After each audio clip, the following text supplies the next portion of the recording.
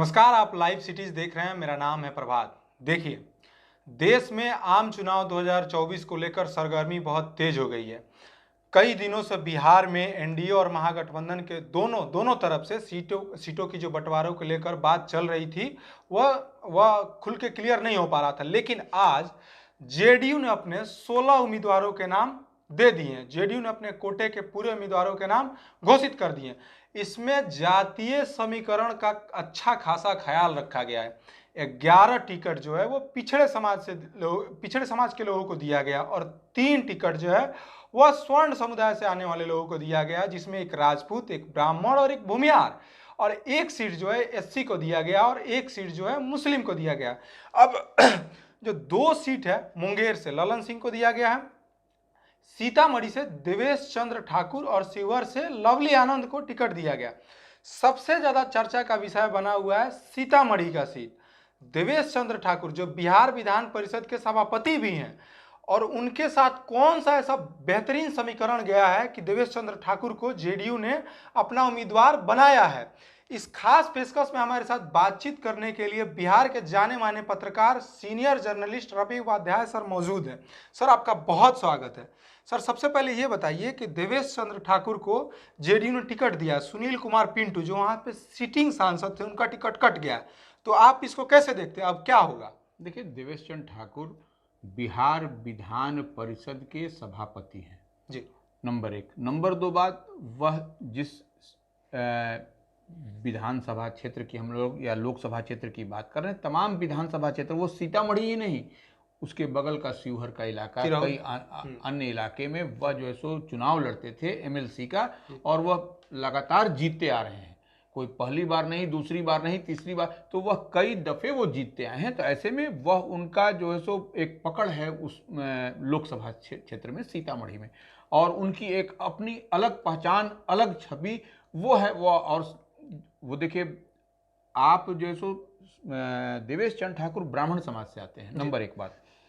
तो उनके साथ में उनका यूएसपी क्या है, इसको समझिए। उनकी देवेश चंद्र ठाकुर की यूएसपी है, वह जिस समाज से आते हैं वह तो है ही है। उनके साथ में समाज के सभी तबके, सभी वर्ग और क्लास क्रीड से ऊपर उठ करके वह सबके लिए मदद करते रहते हैं। हमेशा वो तत्पर रहते हैं, 24/7 उनका काम चलता रहता है। तो वह कोई नई बात, नई पहचान नहीं है सीतामढ़ी के लिए। सीतामढ़ी में सिर्फ उनके नाम पर ही वह किसी पार्टी, किसी दल से रहे, देवेश चंद्र ठाकुर एनफ है। मतलब वो उन्हें अगर कोई अन्य पार्टियां भी देती हैं तो वो अपने आप में एक दम रखते हैं कि वो सीतामढ़ी का सीट निकाल सकते हैं। निश्चित रूप से हम बताएं ना आपको, जो कास्ट क्रीड से ऊपर उठ करके वह सबके लिए मदद करते हैं, और उनका दरवाजा सबके लिए खुला हो, या पटना का हो या सीतामढ़ी का इलाका घर हो, उनका वो 24 घंटा खुला हुआ है, मदद करने के लिए तत्पर रहते हैं। किसी कोरोना काल तक में उन्होंने मदद किया है। अब आप सोच लीजिए, जिसमें आदमी घर के अंदर बंद रहता था, उस कोरोना काल में भी उनकी ओर से अभूतपूर्व मदद की गई। तो अब इससे बड़ा एग्जाम्पल क्या होगा? सर, एक और बहुत ही कठिन सवाल है सर थोड़ा, कि शिवहर सीट, वो भी थोड़ा बहुत बहस वहाँ पे ज़्यादा समाज के लोग हैं, सीतामढ़ी में भी ज़्यादा है। सुनील कुमार पिंटू जिनका टिकट काट दिया गया, ये लगातार जेडीयू और बीजेपी के अलायंस के हिमायती रहे हैं। पहले ये चूंकि भाजपा में रह भी चुके हैं, तो क्या मान लिया जाए कि सुनील कुमार पिंटू अब बगावत कर सकते हैं, या कौन कौन से ऐसे दावेदार हैं? सुनने में कई सारा नाम आ रहा है सर जो बगावत के लिए देखिए उतर सकते हैं। सुनील कुमार पिंटू के बारे में एक लाइन में से समझिए। सुनील कुमार पिंटू पहले भारतीय जनता पार्टी में थे। पिछली बार जब 2019 का लोकसभा चुनाव हो रहा था, तो वह छोड़ करके लास्ट मूवमेंट में जो राजनीतिक हालात, राजनीतिक परिस्थिति बनी, उसमें उनको जदयू से शामिल करा करके उनको सिंबल दिया गया सीतामढ़ी। अच्छा, मतलब जो सिंबल था वो जेडीयू का था और कैंडिडेट जो भाजपा के थे, भाजपा में थे। वो जैसे होता है कि ना, वो लास्ट मूवमेंट में उनको दिया गया। पहले वो मंत्री भी थे बिहार सरकार में, एनडीए गवर्नमेंट में। उसके बाद अंतिम क्षण में उनको इधर से उधर करके उनको सिंबल दिया गया।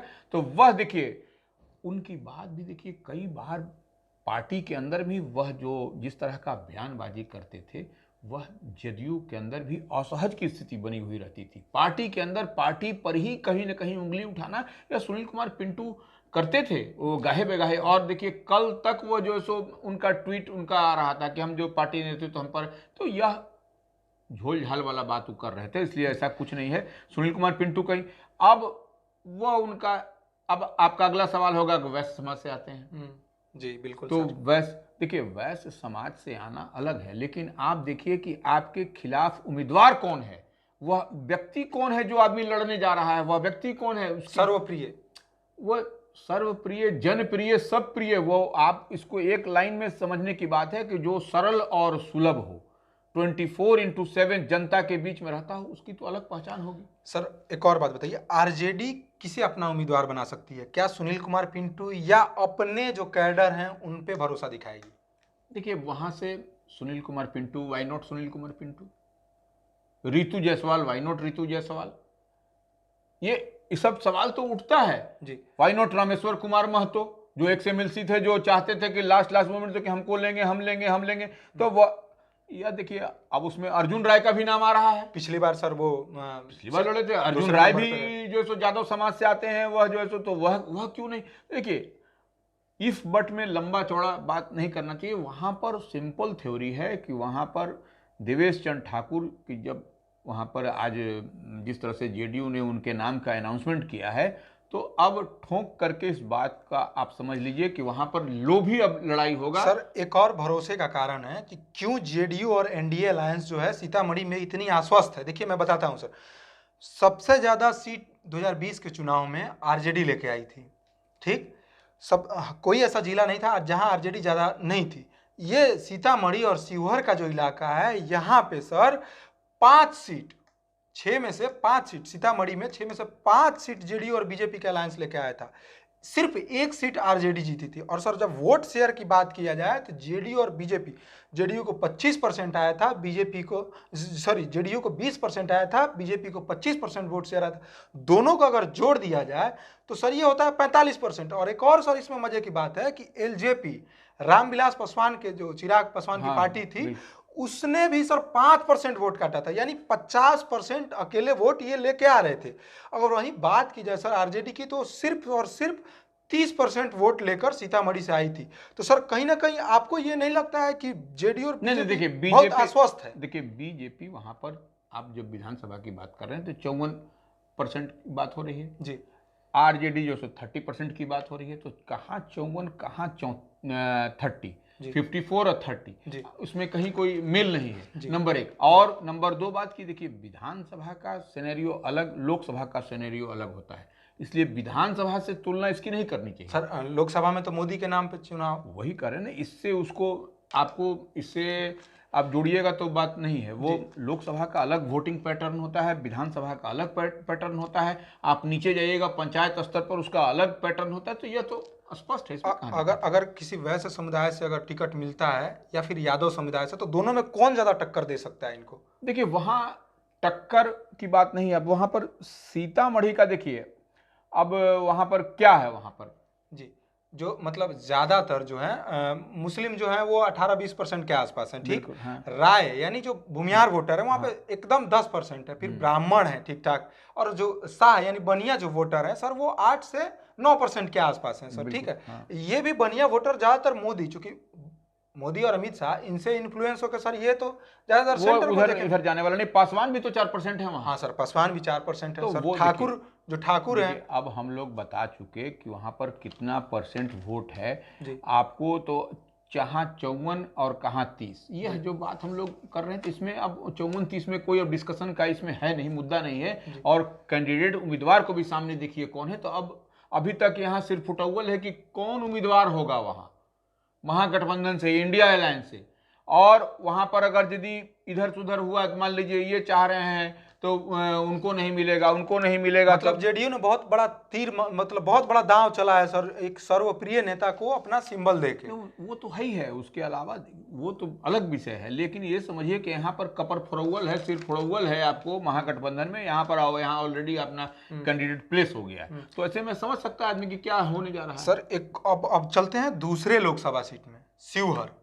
आपको क्या लगता है, 3 बार की सीटिंग एमपी रामा देवी का टिकट, चूंकि वो बीजेपी के खाते में ही नहीं गया था सीट, उस सीट से लवली आनंद लड़ रही हैं। लवली आनंद आनंद मोहन की पत्नी है। आनंद मोहन 2 बार सांसद रह चुके हैं। उसको मिनी चित्तौड़गढ़ कहा जाता है सर। 1996 और 1998 में 2 बार आनंद मोहन सांसद रह चुके हैं। वहाँ पे करीब करीब 2-2.25 लाख राजपूत वोटर हैं, लेकिन उससे ज़्यादा वैश्य वोटर हैं। तो आपको क्या लगता है कि लवली आनंद के अगेंस्ट में कौन चुनाव लड़ सकता है सर आरजेडी से? नहीं, देखिए, लवली आनंद जो सो जेडीयू की प्रत्याशी हुई हैं जी। पूर्व सांसद आनंद मोहन की पत्नी है और स्वयं भी वैशाली से एक बार वह सांसद रही हैं जी। लवली आनंद, वो ठीक है। लेकिन सबसे बड़ी बात है कि वहां पर रमा देवी जो भारतीय जनता पार्टी के 3 बार की सिटिंग एमपी थी, तो उनका टिकट काटा नहीं गया है, इसको ऐसे समझिए। उनका टिकट बेटिकट जरूर हुई है, लेकिन वह सीट जो है सो जेडीयू के पाले में, जेडीयू के खाता में, एनडीए अलायंस में गया है। अच्छा सर, अभी तक रमा देवी कोई बगावत नहीं कर रही है, क्या लगता है कि बीजेपी उन्हें कोई इनाम देगी, कहीं राज्यपाल बना सकती है या फिर कुछ और? अब जो आदमी 3 टेन्योर वहां से शिवहर से एमपी रहा हो, तो वो ऐसे में वह बगावत करने की बात और नहीं सर शिवहर का तो सर मैं देख रहा था डाटा, तो आंकड़े में सर पता चल रहा था कि शिवहर का जो है वो सीतामढ़ी से भी ज्यादा है। शिवहर में 60% 2019 में वोट बीजेपी लेके आई थी। नहीं, वही कह रहे हैं। तो ऐसे में आप इसको समझिए कि रमा देवी वहां पर बगावत नहीं करने जा रही है और लवली आनंद वहां पर हैं। वहां पर निश्चित रूप से आनंद मोहन की पत्नी है और वो मजबूत वहां पर आनंद मोहन की पैठ है उसमें। शिवहर में ऐसी बात नहीं। और देखिए, सबसे बड़ी बात, शिवहर से उनके विधायक पुत्र हैं चेतन आनंद, शिवहर जो प्रॉपर, हाँ, शिवहर लोकसभा में ही है वो, और वह एमएलए हैं, आरजेडी से हैं जी। लेकिन नहीं सर, अब तो जेडीयू में चले गए उनका। तो मैंने ठीक है, वो अभी टेक्निकली गए हैं कि नहीं गए हैं वो अलग विषय है, लेकिन वह वहां पर एमएलए हैं और वह उनके पुत्र हैं। तो ऐसी स्थिति में आप इस बात को समझिए कि वहां पर लड़ाई जो है सो, और यहां से भी कौन कैंडिडेट होगा, अभी इसी में पेच फंसा हुआ है। शिवहर से कौन होगा, रमा सिंह होंगे कि अन्य दूसरे होंगे, कौन होगा, यह पेच फंसता हुआ दिखाई पड़ रहा है अभी वहां पर। अब इसमें अगर शिवहर में सर देख लिया जाए, स्वर्ण वोटर जो हैं वो 8% और 7%, जो मतलब राजपूत हैं वो 8 से 9% के आसपास हैं। फिर भूमिहार आते हैं, फिर उसके बाद सर 12% के आसपास, 11-12% के आसपास वहाँ भी वैसे समुदाय। लेकिन सर इसमें एक सबसे बड़ा वोट बैंक सर जुड़ रहा है एससी समुदाय का, 13% के आसपास। वहाँ पे 13% एससी वोटर है। और सर देख लिया जाए कि एससी जो है पिछले 2 चुनाव से परंपरागत रूप से सर किसके साथ जुड़ रहे हैं? भारतीय जनता पार्टी के साथ। भारतीय जनता पार्टी के साथ। तो यहाँ पे सर मुझे लग रहा है कि एक, और नीतीश कुमार का सर एक अपना चेहरा है, तो मुझे ऐसा लग रहा है कि सर कहीं मतलब बहुत साध कर ये 3 सीट जो है, मुंगेर से ललन बाबू, यहाँ से लवली आनंद और सीतामढ़ी से। देखिए, लवली आनंद को एक बात ऐसे भी समझिए, लवली आनंद को सिर्फ सवर्ण और ये करके नहीं, वो आधी आबादी की भी बात है, आधी आबादी की भी बात है जी। तो आधी आबादी को भी प्रतिनिधित्व कहीं ना कहीं ये मिला है, इसमें कहीं कोई दो मत नहीं है। तो देखिए, हम प्रतिदिन रवि उपाध्याय सर के साथ आते हैं, बातचीत करते हैं। अभी चुनाव का माहौल है, हम एक एक संसदीय सीट के बारे में बताएंगे। आपको हमारा शो कैसा लगा कमेंट करके जरूर बताएं।